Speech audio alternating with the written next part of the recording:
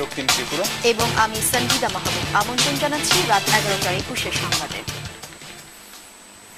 জিয়া হত্যাকাণ্ডের ঘটনায় রিমান্ডে নিতে হলে মা ছেলে অর্থাৎ খালেদা জিয়া এবং তার ছেলে তারেক রহমানকে নিতে হবে বলে মন্তব্য করেছেন প্রধানমন্ত্রী শেখ হাসিনা।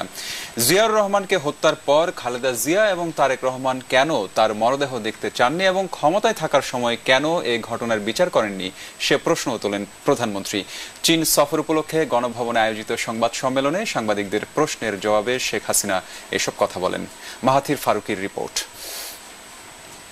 টানা দ্বিতীয় দফায় প্রধানমন্ত্রী হিসেবে দায়িত্ব নেয়ার পর সম্প্রতি চীন সফর শেষে শনিবার বিকেলে গণভবনে আয়োজিত সংবাদ সম্মেলনে বাংলাদেশ চীন সম্পর্ক ছাড়াও বিভিন্ন বিষয়ে খোলামেলা কথা বলেন প্রধানমন্ত্রী শেখ হাসিনা। বন্ধু হিসেবে আমাদের পাশে দাঁড়িয়েছিলেন। তার এই সফরে চীনের সাথে বাংলাদেশের 2টি চুক্তি, 3টি সমঝোতা স্মারক ও 2টি বিনিময়পত্র সই হয়েছে। নির্মাণের পরে জিয়া হত্যাকাণ্ডে শেখ হাসিনাকে রিমান্ডে নেওয়া প্রসঙ্গে সাংবাদিকদের এক প্রশ্নের জবাবে উল্টো মা ও ছেলেকে রিমান্ডে নেয়ার কথা বলেন প্রধানমন্ত্রী। 81 সালে ঘটনা, তার 9 বছর পর উনি বললেন জেনারেল এরশাদ তার স্বামীর হত্যাকারী। তাই যদি হয়, একটা হত্যাকারীর কাছ থেকে তিনি বাড়ি নিলেন।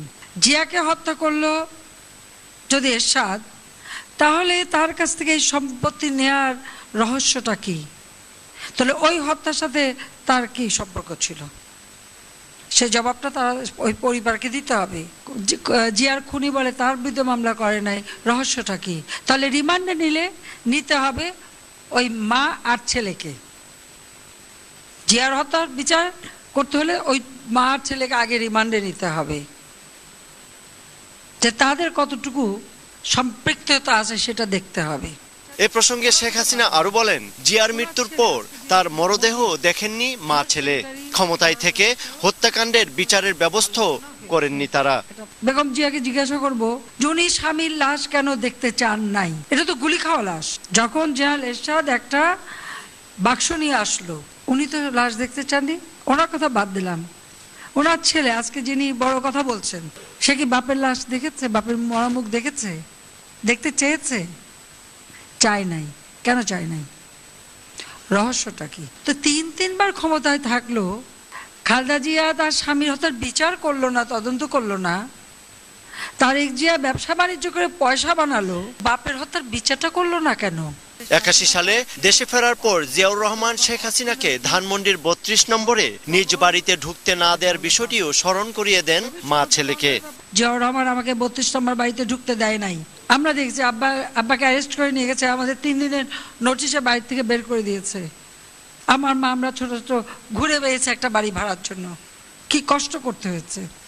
ঠিক সে একই অবস্থা আমারও ভুক্তভোগী। আমিও বহুবার, 1বার 2বার না, একটা বাসা ভাড়া পাওয়া যায়নি, কারণ রাজনীতিবিদ শুনলে কেউ দিতে চায়নি ভাড়া। সংলাপ না রিমান্ড, এই প্রসঙ্গে মা ছেলে আসলেই কি চান সেই বিষয়ে একমত হওয়ার পরামর্শ দেন প্রধানমন্ত্রী শেখ হাসিনা। কার সাথে আপনারাই বলেন কার সাথে সংলাপ করবো? উনি ইলেকশন ঠেকানোর জন্য শত শত লোক হত্যা করেছে আগুন দিয়ে পুড়িয়ে। সেই মানুষগুলির জীবন ফেরত দিক। উনি নিজে একদিকে সংলাপের কথা বলবেন, আর ছেলেকে বলবে রিমান্ডে দিতে। তা আগে তারা ঠিক করুক যে কি করবে তারা। এই যে বিদেশিরা বা ইউরোপিয়ান সবাই ওনার সঙ্গে দেখা করে, উনি কিন্তু এখন লিডার অফ দ্য অপোজিশন না। যুদ্ধাপরাধীর বিচার ও দেশে আইনের শাসন প্রতিষ্ঠার অঙ্গীকারও পুনর্ব্যক্ত করেন প্রধানমন্ত্রী শেখ হাসিনা। এটা আমাদের পছন্দ। মাহাথির ফারুকি, 21 টেলিভিশন, ঢাকা। আতশবাজি পোড়ানোর ঘটনাকে কেন্দ্র করে শনিবার ভোর থেকে রাজধানী কালশিতে বিহারীদের সঙ্গে স্থানীয় লোকজন ও পুলিশের দফায় দফায় সংঘর্ষে 2 শিশু সহ নিহত হয়েছে 10 জন। সেই সময় বিহারি ক্যাম্পের কয়েকটি ঘরে আগুন দেওয়া হয়। পরে বিক্ষুব্ধ বিহারীরা আবারও পুলিশের সঙ্গে কয়েক দফা সংঘর্ষে জড়িয়ে পড়ে।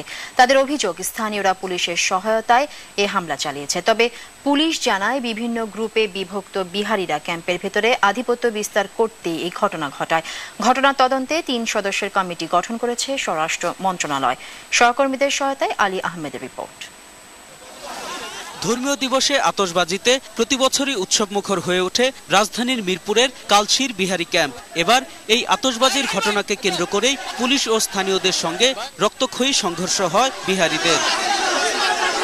সংঘর্ষের এক পর্যায়ে ক্যাম্পের 5টি ঘরে বাইরে থেকে তালা দিয়ে আগুন ধরিয়ে দেয় দুর্বৃত্তরা। এতে ঘরের ভেতরে পুড়ে মারা যায় একই পরিবারের 7 জন সহ মোট 10 জন। আহত হয় বেশ কয়েকজন। পোলা পান্ডা নিজের বাড়িতে যাইতেছে ময়মরবীরা সবাই, কিন্তু বনিয়াবাতের ছেলে পোলা পান্ডা এই জায়গায় আকিসবাজি করলো। এইভাবে উনারা আমাদের লাশ নেবার জন্য ওরা কিন্তু আক্রমণ চালাচ্ছে। এতে ক্ষুব্ধ বিহারীরা দফায় দফায় পুলিশের উপর হামলা চালায়।